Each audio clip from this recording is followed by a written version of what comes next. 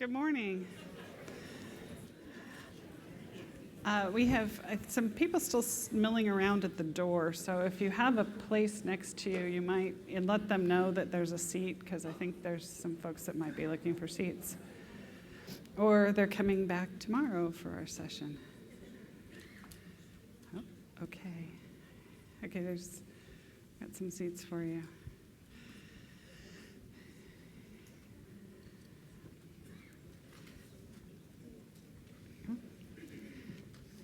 So my name is Susan Bowder, and I work for the U.S. Department of Education in Seattle, and I work on compliance and the rules behind what it takes to be eligible as an institution. I used to work with schools directly, and before that I worked in the schools, so I have kind of a broad background of different information that we can bring to play today. And my co-presenter. I'm Arva Thomas. I'm an institutional improvement specialist here in the Atlanta Regional Office. Kind of have a varied background as well. Most recently, I was working directly with the schools, processing some of your applications. And now I am an internal trainer, and I guess this part would be external training. But very happy to be here and glad that you guys are here. And again, if you have an empty seat next to you, kind of like we say at church, scooch in, scooch in, scooch in, so that other folks can get in. Thank you so much. All right, so today our topic of the day is maintaining your institutional eligibility. And when we talk about eligibility and you go to conferences like this and you think about your work that you do, most of the time people tend to think of student eligibility when it comes to financial aid. How much is the student able to get? What can the student do? Is the student enrolled? Is the student making progress? Is the student doing the things they have to do to maintain their eligibility? But institutional eligibility is equally as important. If you do what you need to do and you maintain your institutional eligibility, then you're like School A over there on the left, and you've got nice, happy, smiley students because if they're eligible for financial aid, they can get their financial aid. However, if you're like School B and you don't worry about your institutional eligibility and you think, oh, that's somebody else's job, they'll take care of that, somebody will figure this out, I don't have to worry about this, then you might become School B, where because you are now eligible for financial aid, then none of your students, and they're all frowning there, would be able to get aid because even if they are eligible, if the institution loses its eligibility, the students can't get their money. So I commend you all for being here, for taking this seriously, and for doing the things that you need to do in order to maintain your eligibility. We're going to cover a number of different facets related to institutional eligibility today. We're going to talk about the requirements and where you can find out what it is that you're required to do. Some documents that you'll need to make sure that you have regarding your institutional eligibility and the importance of those documents. And the steps for maintaining your eligibility, including new requirements, recertification, and reporting of changes. So starting with eligibility requirements, we're going to have a little civics lesson. Okay, probably didn't think you were going to get that today, but I found when I was in financial aid, everybody always just talked about the handbook. Oh, look in the handbook. Oh, look in the handbook. Well, the handbook is nice. It's good, but it's not always the answer. Okay, so how do we get to the handbook? How do we get to these rules that we have about financial aid? Right, so it starts with the law. And generally, when Congress looks at the law, they're looking at the Higher Education Act of 1965, so it's been around a long time, as amended, and amended, and amended, and amended some more. Okay, so that law is in a constant state of change. They always are coming up with new things to address issues that come up. Things they didn't anticipate, new changes, new ideas are going into that law all the time, pretty much. from there, it's hard to find, if you went to look for a copy of that law, you would find a bunch of different amendments, and they basically say, insert these 3 words here and those 4 words there and those, those sentences there. And you're going, how does that all work? So what happens to that law is it turns into the U.S. Code. So it gets codified into the U.S. Code. And then from there, okay, and it'll be broken up in pieces. It won't look exactly the same. It'll go wherever it fits into the code. From there, we regulate it. Not everything can be regulated, as you probably know. So some things you have to actually go to the code to find out the answer. But a lot of it is regulated, and that goes in the CFR, the Code of Federal Regulations. And that's primarily where we look when we're going out there to look at changes and to look at what the rules are and to decide how we're going to enforce the rules.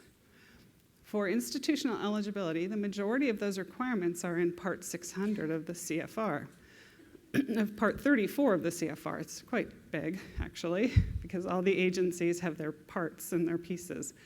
And so that's ours. So we've got some basic requirements that we put in there. Now, if you want to see these, and you want to go out there and read that because it's really good bedtime reading, especially if you have a hard time sleeping, right? So if you want to find it, because it's so important, go on IFAP, so the financial our website, scroll all the way over to the right, and scroll all the way down to the bottom. And at the very bottom right corner is extremely important information. You can find the link to both the U.S. Code and to the Federal Register, or to the CFR compilation. So if you want to look at it and you want to read parts of it, and then go in there and look for the Part 600, and you'll find bottom right corner, way down there, and click on the link and follow the links. Now, I was talking about the laws changing all the time, right? We are always getting that stuff. As a result, this is always changing as well. So you also want to watch out for federal registers. Federal registers set forth changes that will eventually show up in the CFR, but it sometimes takes a little while for that to happen. So you want to watch federal registers. Those that say final in the name mean that's the end of it. So you can count on that. But if you like to plan ahead, watch for those that have NPRM in there, or Notice of Proposed Rulemaking, because that tells you what we're thinking about. And there's probably going to be some discussion with the community about those and possible changes to that. But it lets you plan ahead to changes that might be upcoming if you'd like to be prepared.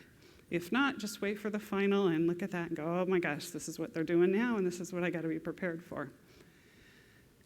That is the real requirement right there. Now, to help you, we do put out the Student Aid Handbook, and you can find that on IFAP. And we publish Dear Colleague letters, or DCLs. You can find those on IFAP as well. We publish electronic announcements, all of which are designed to help you implement the things that are in the law and the regs. But those aren't sort of the be-all and end-all, right? You still should be familiar with the regulations at least once, give them a cursory review. And just so that you know, this is where this comes from, this is how this all happens. Because if you don't, otherwise you're trying to put together bits and pieces and don't see how it all fits together. So I would encourage you to do that. And now, in terms of this particular requirement right here, this is our basic eligibility requirements. And if you're all sitting here today, my guess is that most of you are from eligible schools who have already established that you're authorized by a state, although you may still be trying to get that figured out with the new state authorization requirements. You should be accredited. You should provide an eligible program. You shouldn't have more than 50% of your courses by correspondence, have limited students enrolled in correspondence courses, not have too many students incarcerated, and not have had bankruptcy by the institution or its officials. So those things are generic, big picture requirements that I would expect that you would have met. In terms of your own institution, we provide you with eligibility documents that outline requirements and information related just to you. And these things are important that you be aware of, these documents, because we're going to talk about them a lot. Excuse me. The most important is your Program Participation Agreement, or PPA. That document is the document that your president signs and a representative of the secretary signs from our office that lays out the contract between the school and the federal government related to the use of Title IV funds. So that's the contract that allows you to participate, and it sets out requirements. And the requirements that are in the PPA are actually taken from the CFR, 34 CFR, and that's in Part 668. So Part 668 is the other piece besides 600 that you want to be familiar with, because there is a lot of additional stuff in there as well. The other parts that apply to us are separated out by program. But Part 668 goes directly and has a direct wording that goes in the PPA. And I would encourage you, now you can go online and you can see your PPA. But sometimes computers, at least mine, have a mind of their own. And sometimes you go in there, and we have actually had schools who have looked at what was online, and it didn't exactly match what they had printed and signed. So I would encourage you to always have the signed copy, because that's the copy that is the legal document, that's what's binding. So go to your president's office, find where it's buried in a drawer in the bottom of some file cabinet somewhere, get it out, and make a photocopy of it for yourself. And take it back and hang it on your wall. Because when you're sitting there hanging out at your desk, you just sit back and look at it and read bits and pieces of it. And eventually, you will have read it all, and you'll know all those requirements that are in there. And some of them you may go, not sure we're doing that. And then you might check it out and make sure everything's okay, because that, again, is your contract. You might have some amendments that go with your PPA, and those are primarily for schools that are participating in special programs through through the Experimental Sites Initiative. And so if you're not doing any of those experiments, you, in most schools, won't have any amendments to add to their PPA. But if you have those, you should hang them up as well, because there might be some other things in there that you need to be doing. In addition to your PPA, we have your ECAR, which is your Eligibility and Certification Report. And you can print that anytime online. And whatever you see online is going to be the most current copy. So you can print it, now.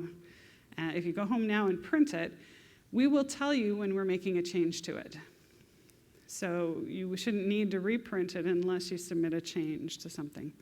But the ECAR lists all the things that you have told us about your institution. It lists the name, the address, it lists your locations, your eligible programs, your officials, your third-party servicers, the kind of programs you have, your length, what Title IV programs you're eligible to participate in. Not that you are participating in necessarily, but those that you're eligible to participate in. So again, print that out, hang it on the wall. You might have to hang it on this wall, because they're kind of long. So you get the PPA over here, the ECAR over here. And now there you are. You know, this is what I'm required to do, and this is what I've told the Department of Education. And basically what we're going to tell you about today is that if anything on this ECAR changes, you need to tell us. Right? So it's a good reason to have it there, because there's you're sitting there, having your cup of coffee, looking at the ECAR there. You go, wait a minute, that's not true anymore. I didn't realize that was on there. And then you'll remember to come in, do an application, and tell us about it. So how do you maintain your eligibility? You've got that, you're all good, you've met those basic requirements. How do you stay on top of things? How do you maintain what we've given you already? The first big requirement is to keep up with new requirements. Watch those federal registers, watch those Dear Colleagues, watch the electronic announcements. You know, if you don't know, there is a way on IFAP to set it up to have reminders, or not reminders, but notifications sent to you when we post something new. So if you aren't getting those, that's a really helpful feature so that you don't have to keep going back and looking. But you'll get an email that says, hey, go out and look, we've posted a new letter. So you want to do that if you haven't already. Now, one of those, for example, is NSLDS program level enrollment reporting. And that came out in electronic announcement number 22. And it talks about the thresholds and the requirements for certifying students at the program level, telling them, okay, this student has gotten this much loan and they're enrolled in this program. So that, because it's by program now, so we want for the 150% limit. Now, if you're looking at that and you're going, I haven't a clue what she's talking about, there is a session, an NSLDS session, so you might want to stop in and check it out, or check out with the NSLDS table down the Resource Center. Make sure that you understand what the requirement is and what the expectations are, because they did tell us to caution you that 90% may be going up. So you want to watch for that and make sure you're doing those reporting. Otherwise, as the final bullet points out, you could be referred to program compliance, that's us, for some kind of a discussion, let's say, about why you're not meeting that requirement. All right, so right now that's, it would be in the discussion phase eventually. That could really impact your institutional eligibility. Other things that you should be aware of that are institutional eligibility wide and that we have sessions for at the conference are gainful employment, the GE requirements, you're meeting those, default prevention requirements, reconciliation, the Clery Act requirements on campus crime. You want to be sure that if you aren't familiar with those, if you don't know what your institution's doing, that you check it out, check out the sessions. If you can't make it to a session, they're all recorded, so you can go online after the conference and listen to them and make sure that you get all those requirements. Also, if you have Teach Grant or Perkins, sessions on those, you'll want to make sure that, again, that you're paying attention to what the requirements are and what changes are happening. Finally, everybody's favorite topic and issue of concern is program review. What's going to happen in a program review? So, of course, you can always go to that session, find out what are they finding, what are they looking at, and make sure that you're in compliance with those requirements.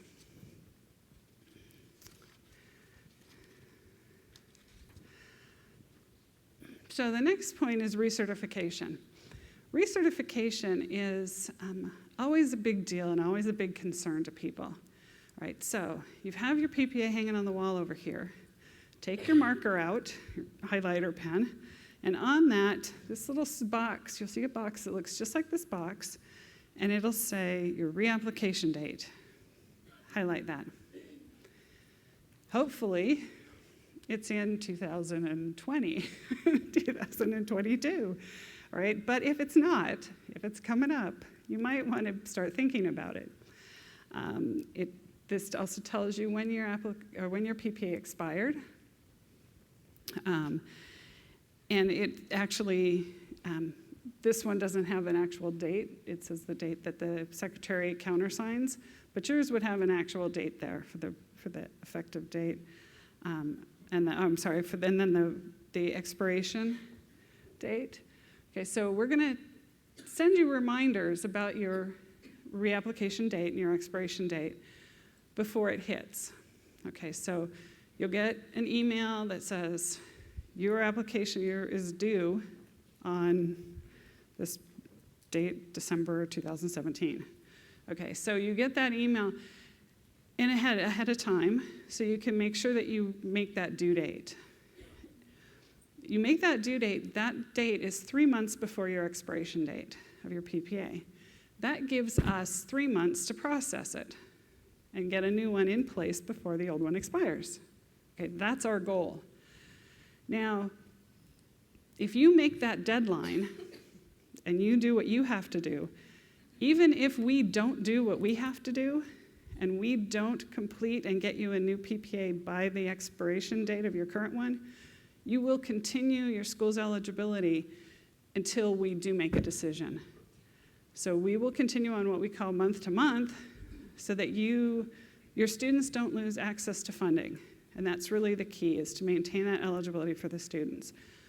If you don't submit a fully complete application by that due date, then if we don't process by the end of the time period we have to process and by the expiration date, then you will lose institutional eligibility until we do complete processing. So that could mean that money is turned off to your school for a week, 2 weeks, a month, whatever it takes us to finish. So you want to be sure that you meet the requirement in getting everything that's due by that due date. Now, people get really nervous about this, and what I want to tell you today is you shouldn't. If you meet the deadlines, you really shouldn't have a problem. And meeting the deadline shouldn't be a big deal, because if you are keeping up on all the updates that you're required to make, when it comes to recertification time, there shouldn't be anything to change. The application should be up to date. All you have to do is submit supporting documentation and procedures, and you're good to go. It's not a big deal. If you don't do what you have to do throughout the 6 years that you have before you're recertified, you get to the end of 6 years and go, oh my gosh, that person hasn't been here for 4 years, that program hasn't been here for 2 years, we added 3 locations, and you're gonna have a problem. So as long as you're keeping up, this is not a big deal, which is why we're not really talking about recertification. We don't even have a session on recertification, because it really isn't a big deal. So what is a big deal? Okay. E-car is over here on this side. It's got everything on it, and something changes. Those are the things that you need to tell us about. And you need to tell us about them within 10 days. So specifically, and you'll actually find these things listed in the regulations in that Part 600, you need to tell us if you changed the name or address of either the main school, the main location, or any of your additional locations. Okay? You need to tell us if your institution is changing from clock hours to credit hours or credit hours to clock hours. If you are having a decrease in the level of your educational programs. So you've been doing bachelor's degree because somebody thought that was a really cool idea at your community college to go ahead and offer bachelor's programs. And you're going, this is crazy, why are they doing this? Nobody asked me. And then they say, oh, no, bad idea, we didn't mean it. And they take that program out. You need to tell us, no, we're not doing that level anymore. You need to tell us about changes with your third-party servicer. And I actually have another slide that has the specific information about third-party servicer in a couple slides. You need to tell us if you have a change to the reported president, chief financial officer, or financial aid director. Again, those are hanging on your wall, so you know. Those are the people you need to tell us about. If you're closing a previously approved location, or if a new person or entity acquires 25% or greater ownership in the institution without a change in control. So sometimes you need to go through a bigger change of ownership kind of thing when there's a change in control. If there's somebody who has just a minor hold or has no control, you need to just at least tell us about that. And all of these things within 10 days.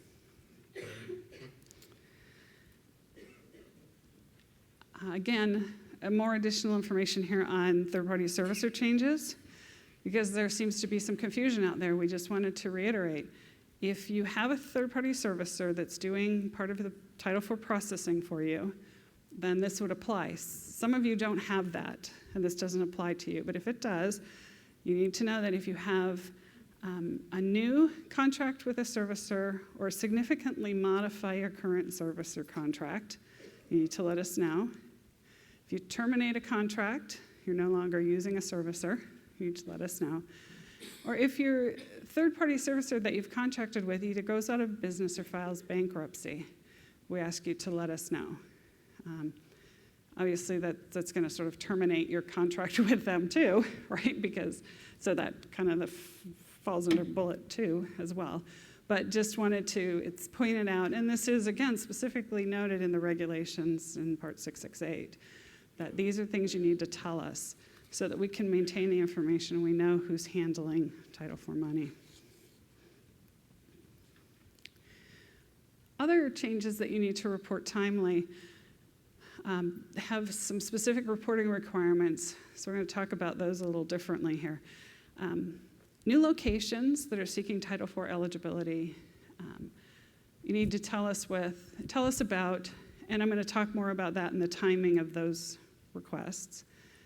If you have new educational programs that you want to be Title IV eligible, or you're increasing the level of your reporting or Title IV program. So they got rid of that bachelor's degree, but now they're adding it back. That's an increased level, right? So something you didn't have before. We want to make sure we're aware of that as you're reporting the new programs. And Arva is going to talk about that in a few minutes. The last two on this are extremely important that you handle these ones correctly. So because they don't happen very frequently and they're kind of specific, we're not going to go into a lot of detail on these. But you do need to be aware that if your institution is considering a change in ownership that's resulting in a change in control, and you may or may not know that, so just think change in ownership. That's the easier way to do it. Or you're considering a change in a creditor, the institution is. And this is where sometimes you don't know, right? You don't know what the institution's doing on these fronts. You need to be in the loop. You need to make sure that they know that you need to be aware.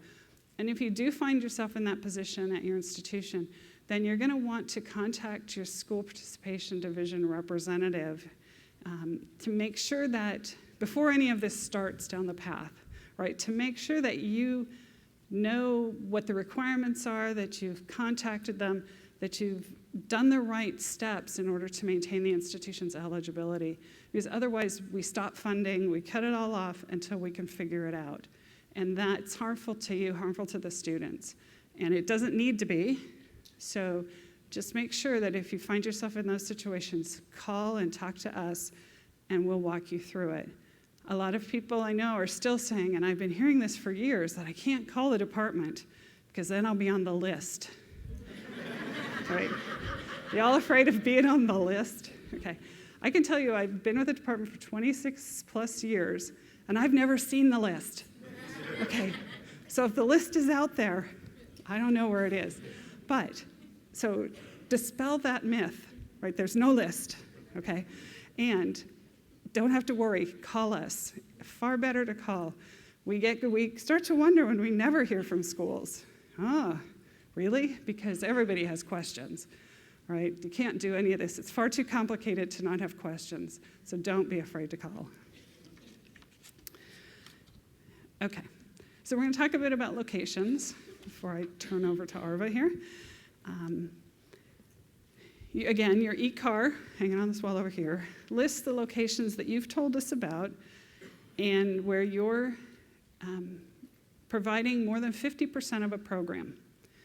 Okay, so if you have a change to that, if you want to add a new location where you're going to have more than 50% of a program offered, then you need to tell us about it. In all cases, you need to tell us. Because we don't automatically extend eligibility to new locations. Now you're thinking, okay, 50%. What about the 50%?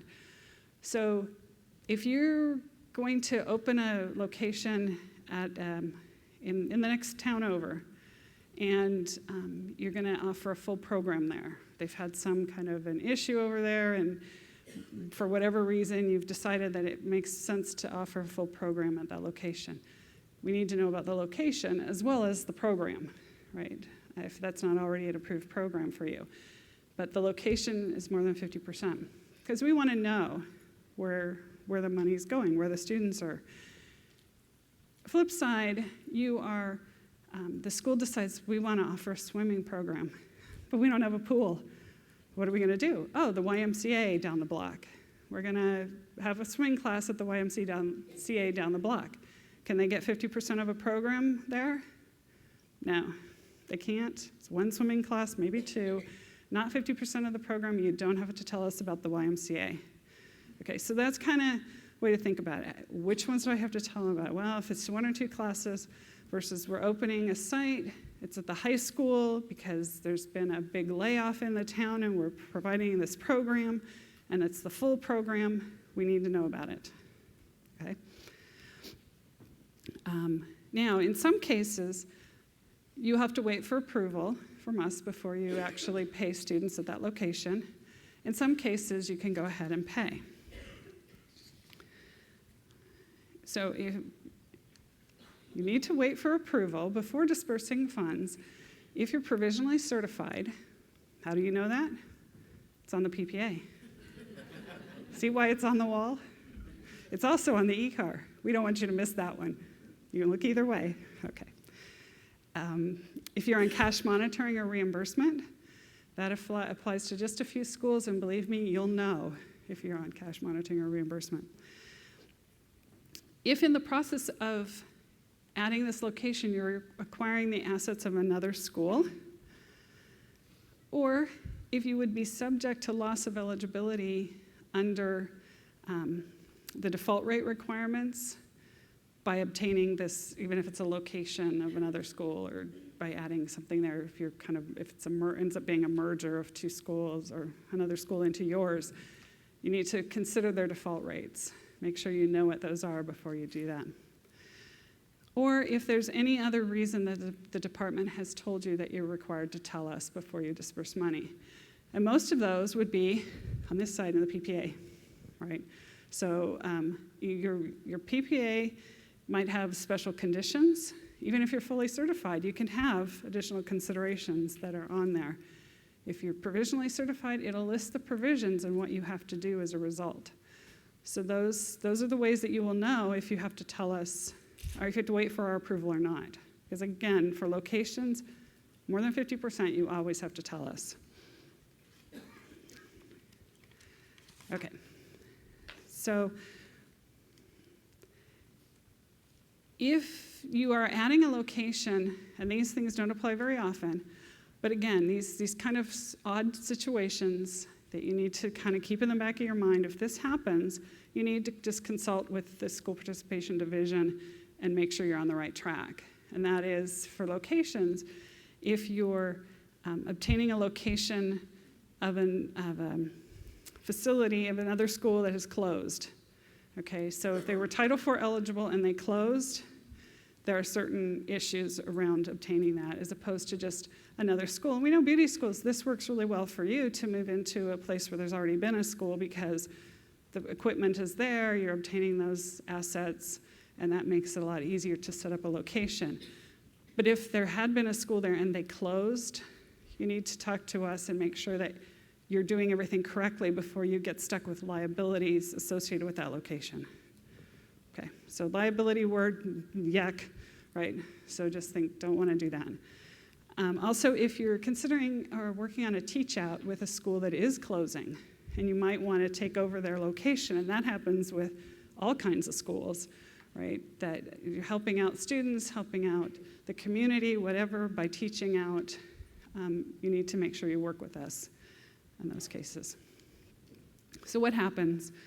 You turn in your eligibility application or your EAP, which we're going to talk about later, the specifics of that, and we make sure that the location meets the requirements, that the school is financially capable and administratively capable of handling that additional location and all the costs and things that are associated with that. If the school is not doing really well financially, it might not be a good idea to take on an additional location. So we're going to look at that and make sure that everything's okay. We'll talk to you if we have questions, get it worked out. And then if approved, then you can go ahead and start dispersing the money. We'll send you a letter and tell you, print a new e-car. So you can take it all down, recycle it, print a new one, repost it. Right? And now this one's going to have that new location on it. If not approved, we'll tell you that, we'll tell you why, and we'll also expect a check back for all the money that you gave to students at that location if you didn't wait for our approval first. Yeah, so, a lot of people, they don't like to write checks, right? At least not back to the federal government. You'd really rather write them to students. So if that's the case, it really doesn't usually take us that long to make these approvals and make these determinations. So a lot of people just choose to wait. Even if they can go ahead and start paying, there's nothing that says you have to do that.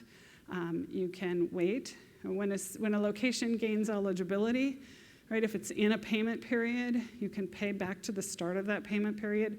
So, you're not, as long as we're not messing you up in terms of going over a payment period for a student, you might want to think about waiting. Finally, what do we look for? Everybody, this is another one of those. This is a secret, right? Because we have secret things we look for to try to trip you up and make sure that you can't get approved. But it's not a secret. Okay, so here's what we look for. Do you have the accreditor and state or foreign government approval? Does it say that your address is the same as what you've told us the address is? Right? We don't want to approve something and they're approving one place and we're approving a different place. Right? Does it have an address? We need to know where we can go and actually see this facility and see these students getting trained there. Have you met all the requirements? Have you talked to the school participation team and made sure if that school was formerly eligible that you've met all the requirements to continue it under your school? And finally, and something that does actually come up quite a lot is if you're co-locating with another school, right? So there's a big facility and there's a school that's going to have programs there and you're going to have programs there as well. What is the relationship between the schools? We want to make sure that it's not an attempt to add a location for a school that really shouldn't add it by having this school add it and put it there. So if you've got lots of schools and lots of things going on, we'll check that out and make sure that's okay. So that's what we look for. If it's all good, you'll be good to go and the students can get aid at your new location. And you won't have to add it when you go to recertification time. Moving on to educational programs.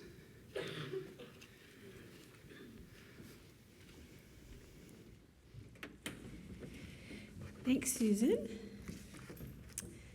So we've talked about, your general eligibility, being the happy school, so your students can be happy and get money. We've talked about what you need to do for locations, and so now we're going to talk about your programs. So we already sort of talked about the e-car where we said this is where it says the levels of program that you've been approved to offer, like, bachelor's degree, master's degree or higher, associates, so forth and so on. And your e-car, which is lovely on the wall and you're looking at it and you framed it and it's great. It also lists the eligible programs that you have. Now there is a caveat for that for schools that are private nonprofits or public schools don't necessarily always have to list all of their degree programs on the e-car, so don't freak out if you're in the audience like, oh my gosh, it's not on there. It may not need to be on there. And so much like with the locations, eligibility does not automatically extend to new programs. Now there are some cases when you can make a self-determination, or we like to call that self-certifying, when the school can self-certify to say, yeah, this new program, we think it's eligible, so we're going to go ahead and start dispersing funds. There are situations when you can do that, but there are also situations when you have to apply and wait for approval. So when are these times when you can just go full steam ahead? There are 3 cases, but the most important question that you have to ask yourself before you say, oh, I think I'm going to self-certify is, am I fully certified? Is my PPA without provision? Does my PPA not have any restrictions? If you are fully certified and you don't have any restrictions on your PPA, no growth restrictions, no, oh, you have to tell us about your new degree programs and all of that, then you might have a chance to self-certify. However, if you're provisionally certified, I'm so sorry, but you cannot self-certify. So we would say, do not pass go and do not disperse $200. So let's look at one of these times when you could self-certify. So let's say you want to add a program, and this program is going to lead to a degree of some sort, bachelor's, master's, associates, whatever. And you've already been approved to offer programs at that level. So, and I'll give you an example in a second. And like we already talked about, there's no funny business in your PPA. You're all good to go. Let's take an example of a proprietary school. And that school's highest level of offering is a master's degree or higher. And they're already approved to offer a master's in education, let's say. And now they want to add the education specialist degree. So if the school's PPA is all good, the school has state and accreditor approvals in hand, not coming, but in hand, then this would be an example of when it would be okay for you to self-certify the programs that's eligible and go ahead and start making disbursements. A second example would be when you want to add a program and it's a graduate or undergraduate program, but your students already have to have obtained a degree, at least an associate's degree or higher. So for these types of programs, it would have to be at least 10 weeks long. It has to be at least 8 semester hours or the equivalent. And it's preparing students for gainful employment. There's that word. Preparing them for gainful employment in the same or a similar recognized occupation as a program that we've already deemed as eligible for you at the school. This is an example of when you might be able to self-certify. So I'll give you a specific example. Let's say, again, you're that proprietary school. Your highest level of offering is that master's degree. And your PPA is good to go. You have no provisions, no restrictions. And you're already approved for a master's degree in instructional design. Now you want to add a graduate certificate for instructional design. So you already got your state and your accreditor approvals in hand, bird in hand, and your program meets at least these minimum requirements. So in my example, let's say your program is like 15 weeks long and it's 12 semester hours. Well, that meets the minimum requirements, so you would be good to go.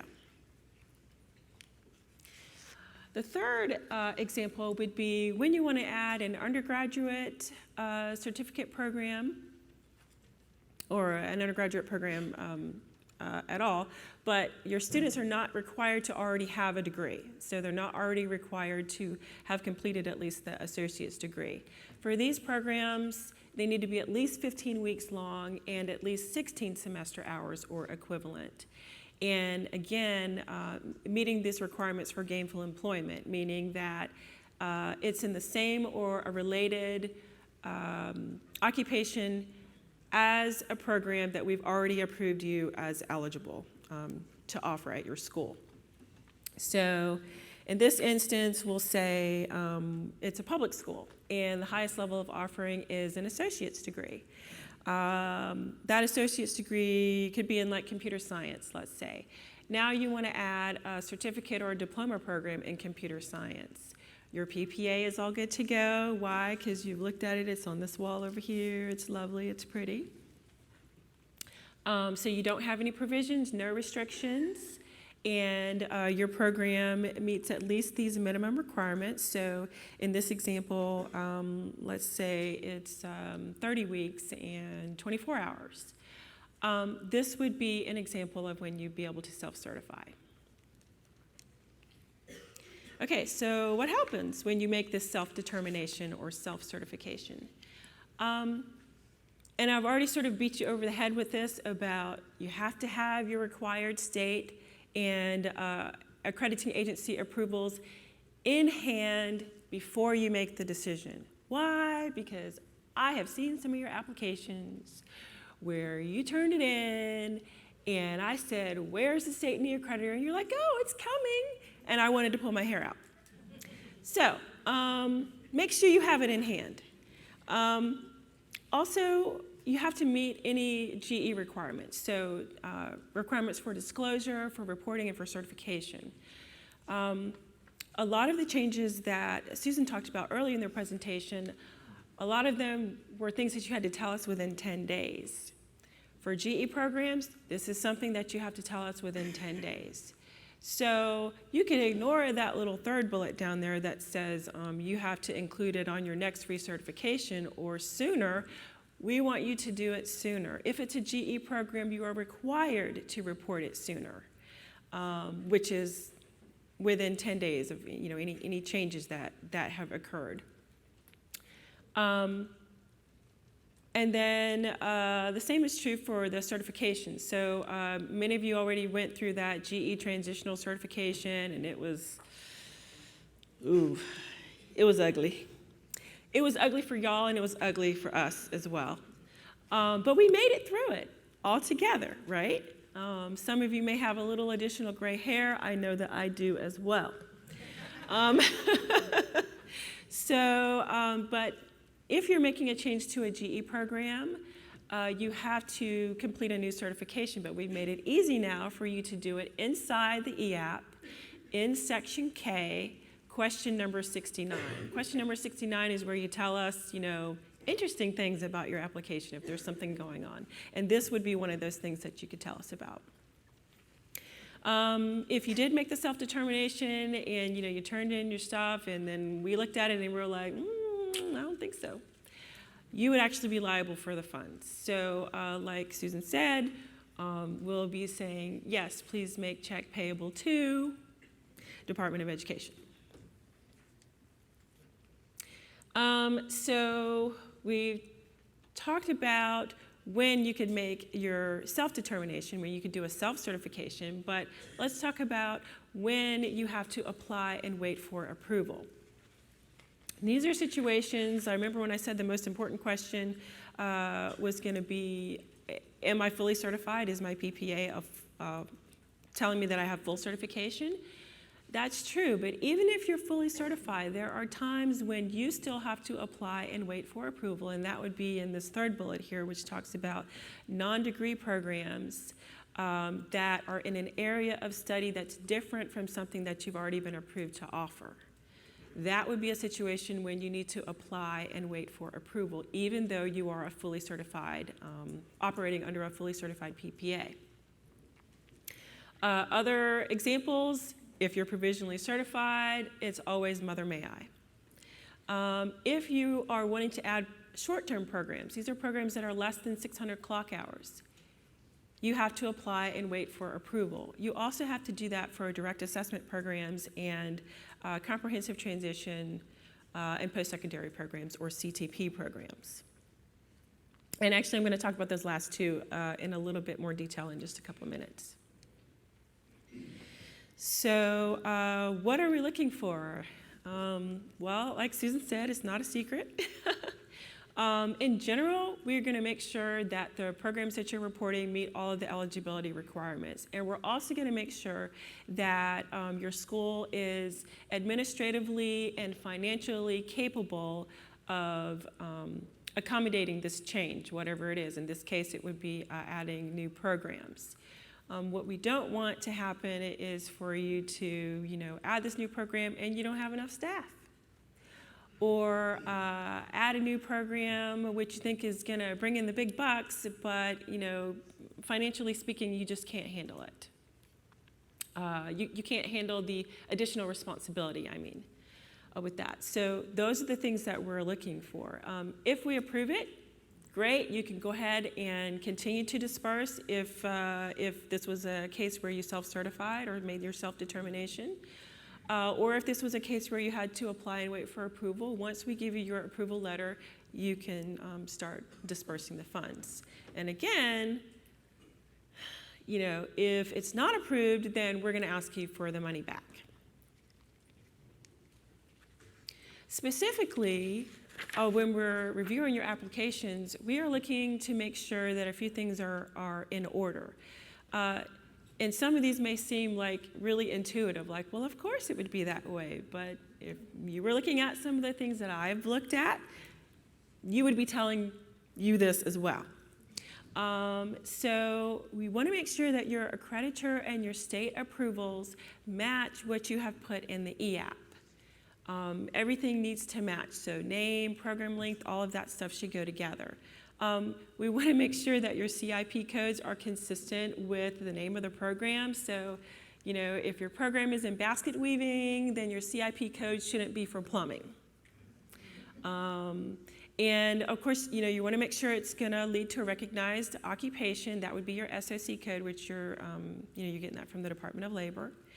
And we're also looking to make sure that you meet the minimum requirements for weeks and hours. If you don't meet the minimum requirements for weeks and hours, we will either say that the program is not eligible, or we will say that this program is subject to additional scrutiny because it is a short-term program. If it's a short-term program, then we will start asking you to substantiate your completion rates and your placement rates. So, make sure that your program is going to meet the minimum eligibility requirements. And then, of course, there's doing the clock to credit conversion. This is important for undergraduate non-degree programs that will not offer full credit to an associate's degree. If it does not offer full credit towards an associate's degree, you must do the clock to credit conversion. Okay, so I talked a little bit about those short-term programs. And, these are programs that are less than 600 clock hours. So if you have a short-term program, we're going to make sure, one, that it's been in existence for at least a year, and then also that you meet the minimum rates of 70% for both completion rates and your placement rates. When you're doing this, make sure that you can back up what you have put in the application, because more than likely you will be asked to substantiate those rates. A lot of times if a new school is coming in, maybe you don't have an auditor who has attested to your placement rates. If you're an established school and you're wanting to add a short-term program, we require that you provide us with auditor attestation. That means an auditor has looked at it and said, yes, I agree, the placement rate is, X, Y, or Z. In both cases, please make sure that you're actually using the regulatory definition to define, or rather to calculate your completion and placement rates. I have had occasion to work with schools and auditors who unfortunately said, oh yeah, the placement rate is 80%, or the completion rate is 82%. And when I asked for the work papers and I went through, I saw they didn't use the regulatory definition, and it was actually like 48%. So actually this happened to a school recently that was trying to get in for initial participation, and they only had one program, and it was a short-term program. And I had to tell them, I'm sorry, you don't meet the minimum requirements, you're not eligible to participate. And it was because they didn't know the regulatory definition, and in this case, they had an auditor to say. So, it was a lesson learned and a painful one. So now you're saying, well, what is the regulatory definition? So when you're looking at your placement rates, you want to make sure that the student has been employed or is employed in the field of study 180 days from the point at which they received the credential. And then you also want to make sure that they were employed for 13 consecutive weeks from the time that they received the credential. not before. Let's see, what else are we looking for? You have to make sure that your program does not exceed more than 50% of the minimum state requirements. So an example here would be like a cosmetology program. Usually the state minimum for cosmetology is about 1,500 clock hours. If you would like to offer a program that's more than 1,500 clock hours, that's fine, but it can't be more than 2,250 because that represents 50% over the state minimum. And then this last bullet here, I know up until I think it was July of this year, we used to say that if the state licensing requirement required that your program was in clock hours, then you had to pay according to clock hours. Well, we changed that and said, well, if you want to do credit hours, you can do credit hours. That's fine. It's up to you. There's one exception to that. If the state requires that your program actually be conducted in clock hours, then you have to pay aid in clock hours. Okay, so we had touched on direct assessment and CTP programs just a little bit earlier. And I said I was going to give you a little bit more information. There are actually special requirements for these programs. And they're sort of different than the usual programs that you may be requesting eligibility for. So a direct assessment program is really based on that model of instead of looking at the number of clock or credit hours that are completed to determine whether or not you have completed a program. When you do direct assessment, it's actually competency-based education. So have you mastered or have you demonstrated competency for a certain skill? So instead of looking at the clock and credit hours, you're looking at mastery of projects or presentations or exams and papers and stuff like that. So these are actually programs that you can apply and ask for eligibility from us. But when you do so, of course, you do so through the EAP. You'd have to provide a detailed description of the program. You still have to tell us what you think the equivalent number of clock or credit hours would be so that we can have something to work with. But, you know, we're also going to say, well, what kind of credential are you offering, you know, once they complete this program? How are you establishing regular and substantive interaction between the professors and the students, or the faculty and the students? But again, you know, how are you measuring SAP, satisfactory academic progress? But again, it is an option. The same is true with the CTP programs. This type of program is something that is offered in order to allow students that have intellectual disabilities to benefit from receiving federal student aid.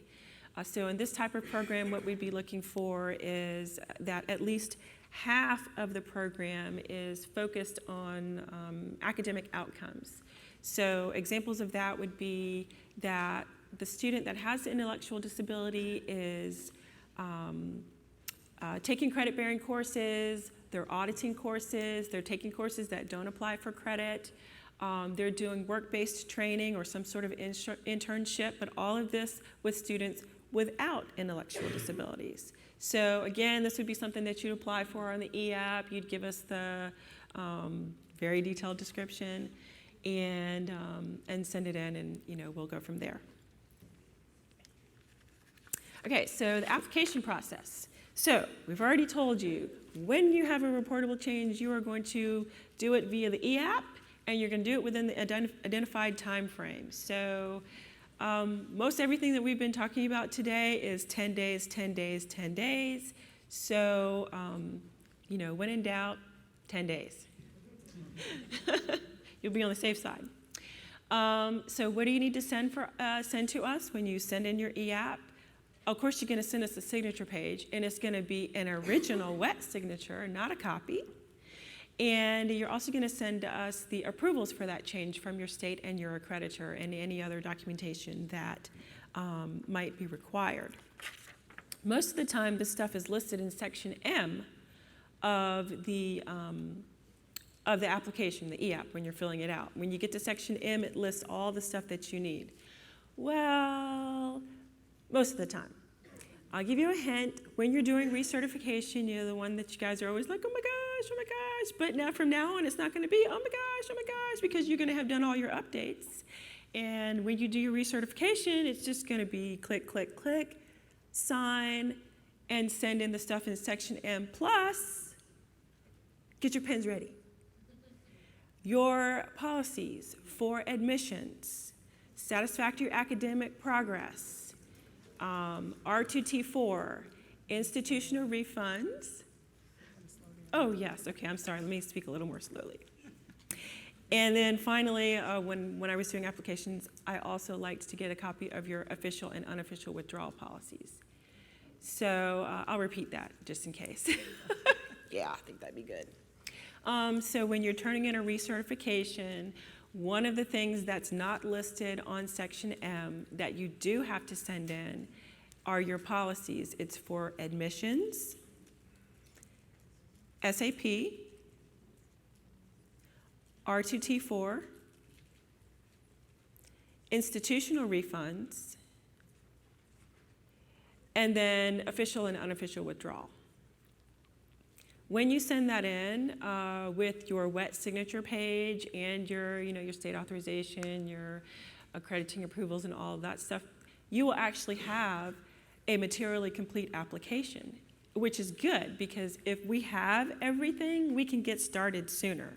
So we're asking you to please help us to help you by sending in everything that's needed. And things can go a little more smoothly on both sides. So we'll both have less gray hair. Okay. Let's see. So we talked about that. You already know about the website. I don't need to tell you about that. You already know what your username and password are.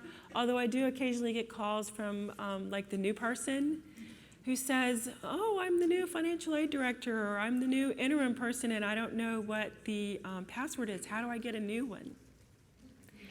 You don't have to get a new one. All you need is your 8-digit OPE ID and your 9-digit tax ID number, both of them preceded by ED.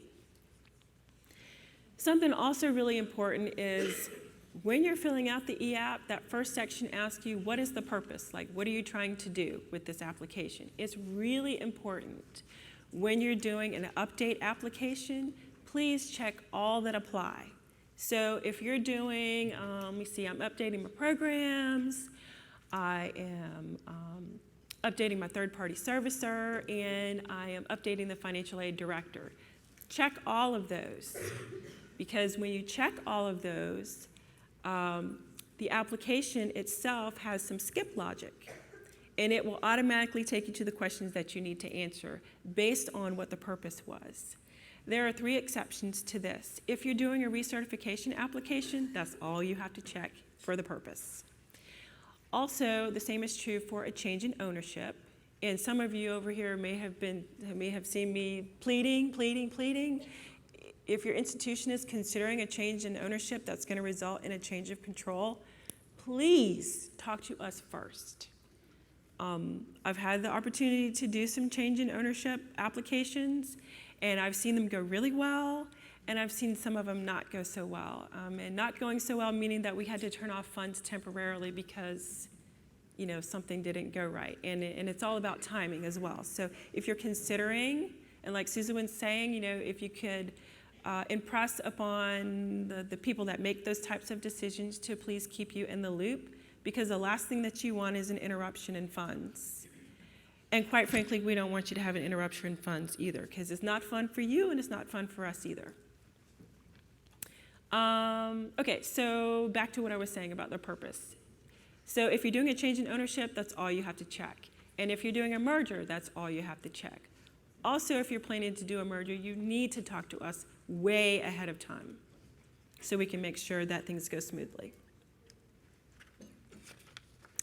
Okay, I already talked about that, so let's skip. And I already talked about this too, pretty much. So, features of the EAP, the questions are pre-populated. It'll give you a status message that will say whether or not you've submitted your application. And then it will also tell you if the review has been started by the department. So sometimes when you're checking in and it says your application is under review by education. Which actually leads me to the common mistakes. And one of them, if you can believe it or not, is you've gone in there and you've put everything in there, but you forgot to click submit. Well, we don't have it yet. So make sure you click submit, and the application will actually say, that I have someone down here who's like, yeah, that's happened to me before. So the application will actually tell you, please click submit. So make sure you do. Make sure you send in the signed signature page. That has also happened before where they say, well, I sent my application in, but I have no signature page, so we couldn't get started. This is sort of that theme that I was talking about before about having a materially complete application. If you send us everything that we need, then it will go more smoothly for you and for us because we can get started sooner. Making sure you've got your state and accreditor approval letters. If it's a recert, you also need your state authorization. Let's see, we already talked about checking each purpose and only selecting recertification as the purpose if that's what you're doing. So, you send it in, we finally process it, everything is good, we send you an approval letter, you can print out that brand new e-car, put it on the wall. You can begin or continue making disbursements, but if you send it in and we said, sorry, it's not eligible, we'll send you a denial letter saying why, and then we'll ask you to make arrangements to pay the liabilities for the disbursements that were made. Oh, wow. Okay, so this is the holy grail right here. These are your SPD contacts. These are the contacts for each of the regional offices for your school participation division. So we highly recommend that when you have questions, it's okay to call us. It really is. We don't bite.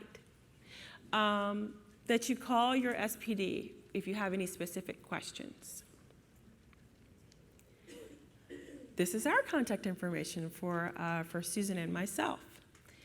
Let me refer you back to this contact information. And not to be funny, but I'm just saying, it's actually quicker for you to work with your local or your regional SPD. Oh, well, unless, of course, I'm yours. But it's quicker because if you contact us, we are happy to help you, but it's going to take longer because we'll be looking at this as well to see which regional contact we should put you in touch with in order to get your question answered or resolved. So with that, we'd like to know if there are any questions. And there's actually a microphone right there if you need. If you do have questions that are real specific, okay, if you have questions that are very specific, we do have a table in the Resource Center. They can actually look you up on our system and find out exactly what's happening and contact your representatives if you need to. There's nobody down there this morning. There will be. We have our whole Atlanta regional office coming in and out of that site, so I'm not sure what happened, but you can stop there, you can come and talk to us afterward, or you can, general questions we'll take. And thank you so much for coming. Thank you. You want to come to the, thank you.